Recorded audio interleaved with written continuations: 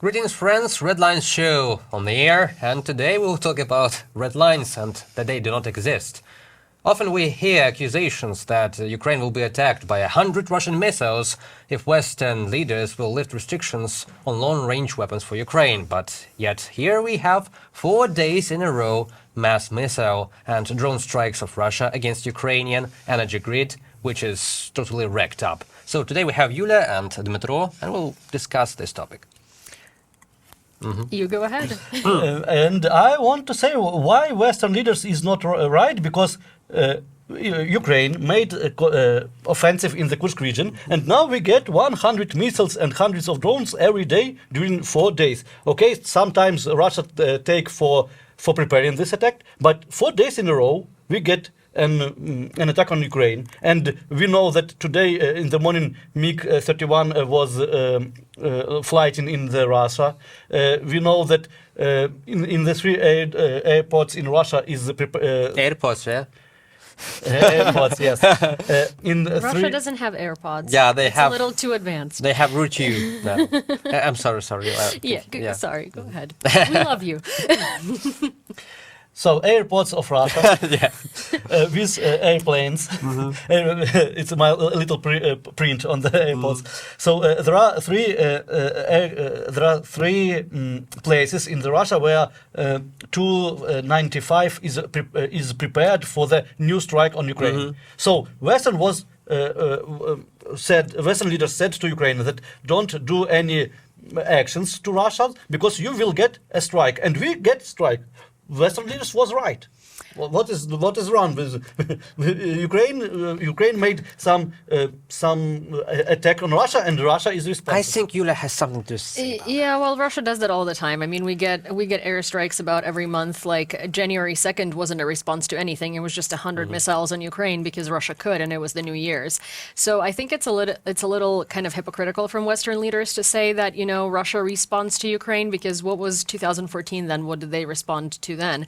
What was 2022? Full-scale invasion then? I think it's kind of like victim blaming. That's one thing. And the second thing is, it is a little counterproductive to say that, oh, we're not going to let Ukraine use long-range missiles to take out Russian airfields, because if we do, Russia is going to react and send 100 missiles into Ukraine. First of all, we're so used to it. We don't love it, but we're so used to it. Second of all, so those airfields that we want to take out with ATACMS are the airfields from where they send the missiles. So realistically, if we take out the airfields and the ammo storage facilities that we have been... give me a second. that we have been asking to take down for a while, they're not going to have the opportunity to send 100 missiles onto Ukraine because, well, we would have destroyed them. You see, one second. The only difference with January 2nd, when they sent missiles and drones, that we actually wreck their airfields and their oil depots with drones, and I believe some top-secret Polonitsa missile systems. Yeah. But the problem, another one. On the Monday there was more than 300 missiles and drones that was targeted in different places in Ukraine. No, it was 126 missiles and 100 drones. More than 300 missiles and drones. It was sending. More than 200 of them was hit down by Ukrainian air defense systems. But the main point is that all the Ukrainian... I'm not... it's not a statement. I mean, it doesn't matter if it's 200 or 300. It's still a lot, yeah. It's not a statement, but most of the Ukrainian air defense is working on Western... system on the systems that were given by the Western, and Western countries give to us air defense rockets for these systems, and it's spending their money. They spend their money for our defense. So because if we don't do this attack on Kursk region, if Russia will not attack with missiles on Ukraine, we will not spend this air defense rockets, and Western will not spend money. Western leaders is thinking about Western countries. They're thinking about their budgets, and their budget is now spending a lot of money because of Ukrainian actions in the Russian territory. Well, not necessarily. That is a you interpretation of what's going on, because what Western leaders, at least speaking for America, are scared of is escalation. They're not giving us the ability to strike Russia with ATACMS, not because they're scared of spending money. We are not even. Here's the thing: when we talk about NATO, the biggest donor to NATO is the United States. United States defense budget is so huge. We are not even taking up 2 or 3% of it. So trust me, they don't worry about money. Also, the more missiles and air defense systems Ukraine uses, the more air defense systems other countries buy from the U.S. So it's kind of like it's a circle. Actually, the United States has made much more money in weapons production since they started giving Ukraine military support than they have before, because the simple truth is that the war is very profitable and very good for America, and America knows that. So speaking as someone who is very well versed in American politics and have lived there for 13 years, that is not the question. The question is red lines and escalation, which is a word that I believe exists in Jake Sullivan's head more than anything, because Jake Sullivan is an advisor who advised Obama to do the drone strike. Remember that one drone strike that Obama did that was very, very controversial? That was Jake Sullivan as a national security advisor. You mean on Bin Laden? Not Bin Laden, but it was a drone strike, I believe, on Syria, if I'm not mistaken, and it was really, really bad because it ended up doing a lot of damage, and that was one of the worst moments of Obama's career. Then, maybe it was Afghanistan. Jake Sullivan also advised Obama on giving Ukraine blankets as a response to the 2014 invasion, which I understand because at that point he had already screwed up with the drones, so he didn't want to screw up with another big thing. And Jake Sullivan is also the advisor that's making Biden so scared of doing anything against Putin. The thing is that if we take out Russia's ability to strike Ukraine with missiles, we would save all of NATO a lot more money than having to consistently defend ourselves from missile attacks. That's one. Two, Russia will be sending missile attacks onto Ukraine no matter what, because they want to ruin our electrical grid. And if we want to have proof of that, we can just look at Mariupol. You know, Russia doesn't do it because we came into Kursk. The thing is, Russia does that because they can't do anything else. And I think the issue is not even in Russia sending missiles onto Ukraine. What they keep talking about when they say escalation, and by they I mean the West, is that Putin will do something unthinkable. But the thing is, he has no ability to do anything other than what he's already doing and what he has been doing and what Russia has been doing for the past 2.5 years. And clearly, in order for us to stop him from being able to do everything that he's continuously been doing, we need to do something new and something else. Asymmetrical, something that they did not expect. And I want 2 points. First point, according to your speech, Jake Sullivan is the baddest guy in the US. I absolutely despise him. Many people dislike him. But he is not one person in the US establishment. So there are many people who could tell to Biden or Lloyd Austin about the necessary steps for Ukraine. Yeah, but it's the first point. It's the National Security Council, right? And the National Security Council is chairman by Jake Sullivan. So it's kind of like the administration, right? Like, so think about it. If you have the Democrats in power, right? Like most of the government operates under the standards of the Democratic Party. If you have Republicans, then they operate according to Republicans. So if you have Jake Sullivan as the national security advisor, then the national security apparatus operates according to Jake Sullivan. And Jake Sullivan has been there for a while. And to be fair, he's useless. Like, I'm so sorry. I absolutely despise that man, and I have so much to say about him, and it's not just Ukraine. Okay, another point about response from Putin. Putin could respond not in Ukraine. He could respond in, for example, sending nuclear warhead to the North Korea. He could weapon supplies to the Hussites. He could make some problems in the Syria for Turkey and India, for the US, not India, but Israel. Putin could respond asymmetrically. Yes, he could. But so Putin said that his nuclear red line was giving Ukraine javelins, We have javelins.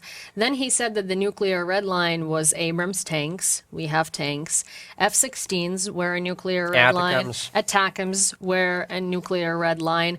Any sort of strikes on the territory of Russia was a big no-no nuclear red line. Incursion into Russia? Incursion into Russian territory was supposed to be literally the end of the world, and it didn't happen. The thing is that the way that you're saying things is you're saying them from the same perspective as Western leaders are saying them, where they continuously believe that Putin is this one-man horror show that is capable of doing all of these things and like ruining the world, but he's not. And like he's a paper tiger. He's like a boy who cried wolf. Every single time it's like, if you give Ukraine ATACMS, I'm going to end the world with North Korea and China. Like, you didn't. If you give Ukraine this, I'm going to do this horrible response. All he does is continuously sends more missiles onto Ukraine. And the thing is that, you know what? Now we have good air defense. And out of all of those missiles, I think out of like, what, 100... I think it was 126 missiles. We took down like 127 missiles and 109 drones. I was wrong. See? But we took down most of it, right? Because we now have Patriots, we have F-16s, like all of these things that Ukraine is asking for. We're not asking for because we're like, it'd be cool to have this aircraft because it's nicer than the one we have. We're asking for it because we can actually feasibly end Russia's war if we have the things that we need. But if we don't have the things that we need, not only does this war go further, but also Russia gets stronger in the meanwhile. Yeah. To use this moment, I'd like to remind our subscribers to comment this video and say, do you like the discussion today with our experts in the studio and about about F-16s and about Ukraine saying, oh, it'd be cool. We have a plan. So we can use F-16s, we can use these missiles, F-16 with these missiles, we can use ATACMS to hit Russian air bases, to obliterate their rigid structure of airfields and completely strip them of possibility to strike Ukraine, but not only Ukraine, to strike Europe, to strike NATO countries. And if we can reach with our drones, long-range drones, Alenia. Yeah. Not Alenia, maybe something in Murmansk. Alenia, it was, Alenia. So on the border with Norway and Finland, there we can reach that airfield, which is a very big nuclear end of the world airfield, and we can hit it. Well, we had a chance to hit a huge airfield and ruin a bunch of Tu bombers, and America said no, and then those bombers send 100 missiles onto Ukraine. No, I believe it was about Su-34. And there were a couple of TUs, and most of them were SUs. Which is more painful to me because Kharkiv and Sumy, they get obliterated by those glide bombs launched from Su-34s, and we could just hit it with a ATACMS. I want to say that these airfields and Kursk operation was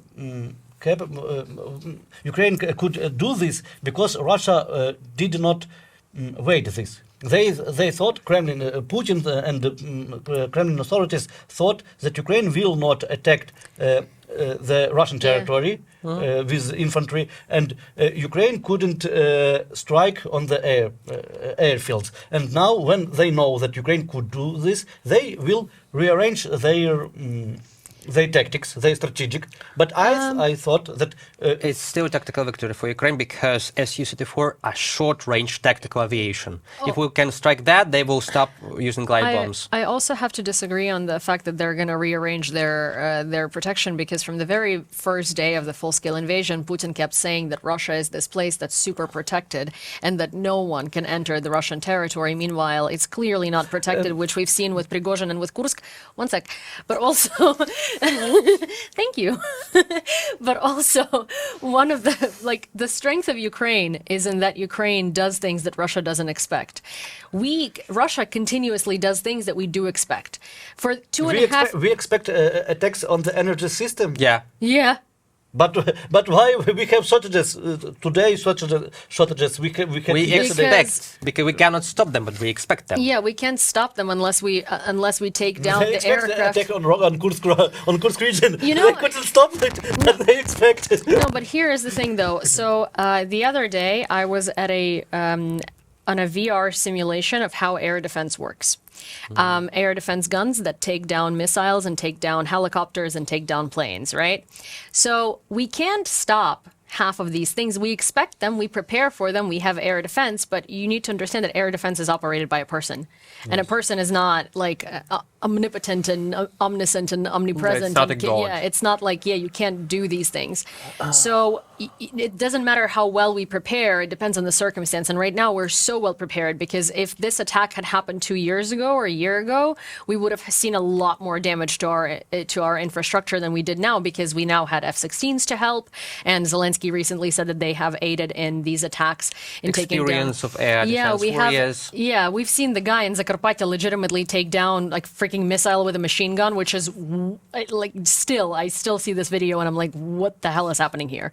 People should buy him beer till the rest of his days. Like he literally shouldn't pay for anything ever again. But but like, sorry, I know you're upset because no one treats you that way, but it's okay. You'll be fine. But the point is that the more Ukraine does these things that Russia doesn't expect, the less they can prepare for it and the more leverage we have. For instance, the US was saying, like, they're scared of escalation, right? And they don't trust that we're only going to use these long-range weapons for striking specific targets. So Ukraine did something really smart the other day. Ukraine was like, all right, cool, we're going to do a list and bring you a list of everything we want to take out. Approve it. Okay. Another point. Also, can I ask you a question? Do you not want Ukraine to have the ability to strike Russia with long-range missiles? I really want Ukraine to get ability to strike on Kremlin. I have one target. For me, it's enough. You know, we have the good cop and the bad cop in the studios. Like that. But another point. He's becoming so bad of a cop that, maybe I will slash his tires when we get out of here. Go ahead. Okay. For example, I want to remind 2023 when Ukraine gets the Patriots, and one of the first using of Patriots was the shooting down of 3 Russian airplanes over the Kursk region without permission from the US. And Ukraine did this, but immediately Ukraine get, according to some sources, it's not official information, but Ukraine get some restrictions on the using of this Patriot over Russian territory. And Ukraine didn't use Patriot over Russian territory till now. So my question is, if Ukraine will use this weapon without permission, US may in one day said, we will not send any ammunition to you. For example, using some discussion in the Congress till June, July 2025, and Ukraine will not get any money, any ammunition, and then we will get a very big problem. Very tough time, yeah. Yes, okay. we got it in the beginning of 2024. And I know that Western world, if they want, they could make some big bureaucracy for the sending of some ammunition. Okay. I feel really bad for you for making this speech for the past 15 minutes because I'm not advocating for Ukraine to cross the American red lines and use the weapons without permission. I'm advocating for Western leaders to understand why they should grant the permission. Okay. Then question for you: how Western leaders must tell their citizens that we will send Ukraine ammunition and we will get the nuclear war with Putin? Joseph Borrell is saying that Ukraine should have. Yeah, Joseph Borrell. We will not have nuclear war because there's no fucking red line. Yeah, like literally most of Western leaders, like the EU leaders and NATO leaders like Joseph Borrell have been saying that they at this point have realized that Ukraine should have the ability to strike within Russia because those red lines basically don't exist, because they haven't been existing. Because if you look back at every single red line, Ukraine has crossed it. And so we were supposed to have a nuclear war because of javelins. We were supposed to have a nuclear war because of Abrams. We get javelins before the full-scale invasion. No. So Putin said that if the West was going to help Ukraine to begin with, one of the reasons There of, was going of to full be- invasion was javelins. Well, if the West was supposed to, the West was going to help Ukraine, then there was going to be a nuclear war. So the West sent us javelins, no nuclear war. Abrams, no nuclear war. F-16s, no nuclear war. Like, you know, there was actually I did an episode on this a while back, and I'm basically every single time that something like this happens, my question is, are we nuked? Because. You know, this is not this. I know it. About I know it looks like a bunker, and I know it might seem to you. Like the dog bunk. No, bunker. This looks like a bunker, especially on camera. I know it might transform you into a very unfortunate environment. I know that all Ukrainians. All Ukrainians was ready for the nuke strike on summer 2022. Oh yeah. Yeah, we are ready. We don't afraid of this. That's But- Chekhovitsa. Yes. Yeah. But all the Western people are afraid of nuclear war. They are afraid of even strikes because you see the main point. If you ask Western people, are you ready to the static war with Russia, not nuclear, but some conventional war with Russia, they are not ready because all the West. Yeah, but Ukraine is a buffer to that. Like, in order for you to have a conventional war with Russia, Russia needs to have access to your territory, but they don't have that because of Ukraine. And then, before they can even get to Western Europe, they have to go through Eastern Europe, which all of those countries are, in fact, ready. Like, they're ready to kick Russia's ass because they don't, you know, those countries are standing with us, like Finland, like Latvia, like Lithuania, like Estonia, like Poland. All of these countries are like, yeah, sure, we're going to fight Russia if Russia comes here. Romanians back up. Because they are borders. Yeah, and because they also understand what Russia is. But Poland is not ready to hit down one Shahid. No, Poland is ready to hit down Shaheeds. Poland can't do that without NATO because there is repercussions for that. Because if Poland, so the same way as we can't use Western weapons without the West giving us permission, Poland, being a NATO member, needs permission to take down Russian weapons on approach from NATO. Because say Poland decides that they're tired of not taking down. Yewleea, there's also one more problem here. According to Donald Tusk, we have closed airspace in Ukraine. Yeah. So everything that flies in, it's one point. It's Ukrainian aircraft or it's an enemy projectile, a drone or a missile. In Poland, they have civilian airspace with small-scale planes flying over the border. Yeah. They say humans operate air defense. They cannot verify it's a Russian drone or it's a civilian plane. But what I was trying to say is that Poland has said on multiple occasions and has requested permission to take down missiles on approach, because it's better for them to take down a missile or a drone over before Ukraine. it on approach to Poland. So over Ukraine. But the thing is, they need permission from NATO because say they decide to go rogue and they do it and they actually do take down a drone or a missile on approach instead of like waiting for it to enter the airspace, and then Russia attacks them and they ask for Article 5. And NATO is like, And why? you did it to yourselves. But the point is, it's an alliance. It's an alliance, and when you enter an alliance, it's like if I live with you and we bought an apartment together, we now suddenly share responsibilities, right? So like I can't go and change, for instance, like all of our furniture without having to talk to you and take all of the money from our mutual bank account because you're going to be pissed and then you're just going to block the access to the bank account because that's kind of how it works. But if our neighbor is knocking out our door, I must do something. Because if Russia tomorrow will hit some Poland city, what is that?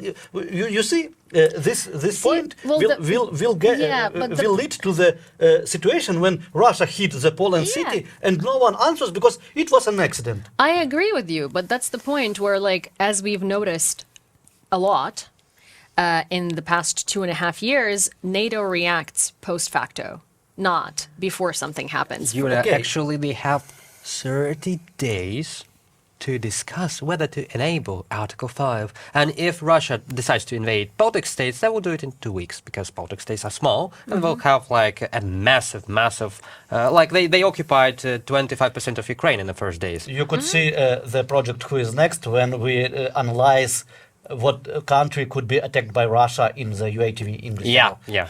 So basically, NATO will be discussing for a month if a conventional full-scale war starts with Russia, with Baltic states, with Finland, and maybe Poland. They will like whether should we answer or not. Well, Poland is quite big, right? And so, like, Poland would be a similar situation to Ukraine in that scenario. But the point that I was making is that, like, countries don't have to agree to Article 5. They don't have to join. But at the same time, like, it's harder to say no when it's a legitimate threat, right?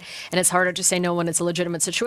But when you've like brought it upon yourself by going against NATO, and again, it's an alliance. So when they entered this alliance, they agreed to discussing these things. Couldn't give permission to Poland to hit down shaheeds and rockets because it is rigid. Because it is rigid. Because again, we're seeing. Sorry, for interrupting. We're seeing that like NATO doesn't function. I personally think that NATO is incredibly outdated. Their rules and regulations are super outdated, and there is outdated. Well, it's kind of like, you know, we were all taught that NATO is the super strong alliance, and now NATO kind of looks like a joke because they're scared of Putin and Russia. They genuinely are. And their response always comes after something horrendous happens. It's like, you know, they didn't want to give us F-16s, and then something was bombed, something super big, and they gave us F-16s. You know, they didn't want to give us more air defense, and then Ohmedid was bombed, and kids with cancer died, and they gave us air defense. But it's like something massively bad needs to happen for NATO to react. It's like now, after Russia sent 100-something missiles and 129? What was 27. It's 127 and 109 drones. It's on Monday, but on Tuesday, Wednesday, and Thursday. Yeah, of course, more. Yeah, but so on Monday, when they sent all of those drones and missiles, which was over 200, right? That's after that, all of these NATO leaders are suddenly like, oh, maybe we should let Ukraine strike into Russia because look, they are striking Ukraine from all of those objects that Ukraine is asking to hit. And maybe if we let them do that, they will experience less air attacks. It's like, yeah, thanks. We've been saying that for the past almost 3 years. Wow, that's, you know, there is a joke in the United States when you don't want to give someone a response, you're like, oh, I'm going to get back to you within 7 business days. Because that's like, you know, you're never going to respond to them. It's kind of like NATO has been taking their 7 business days to respond to you. It's like if you order something from a store and it says that, you know, communication time is 7 business days. It's never. Yeah. In Ukrainian, it's called 2-3 weeks. Yeah, 2-3 weeks, exactly. This is the Arestovich 2-3 weeks, yeah. It's like, it'll respond to you. But I'm not understand, okay, why alliance couldn't couldn't take permission to Poland to strike the object over their territory. Oh, because, for example, we had just as I remember one episode with Poland territory, but we had 10 episodes with the Romanian territory where there were unconfirmed cases of Romania hitting down. You know, it's all unconfirmed cases. It's like Russian unconfirmed losses in Ukraine. Because yeah, I mean, here is the thing. So if you didn't want to confirm this, you will not never confirm. Yeah, for sure. I mean, like, I agree with you. I think that NATO should let Poland take down Shaheeds and missiles, not even in Poland, but before they even make it there. But the thing is, the way that they explain it, which like bureaucratically and procedurally makes sense, but we know why they explain it that way. They just don't want to do it. But it's because when this missile enters Poland, whoever is in charge of Polish air defense needs to then contact the apparatus of the overall defense of NATO, and they need to give permission to take that missile down. And by the time that they give or not give that permission, the missile had already circled back into Ukraine. So now they don't have to do that. But it could fall in the Poland territory with the... Okay, so I basically, bottom line here is that until something critical in Poland gets destroyed by a Russian missile... Yeah, or you know, someone's house gets destroyed. Nothing's gonna happen. I'm sure that if it will be some falling of Russian rocket on the Poland territory, it will be explained as influence of Ukrainian electronic warfare.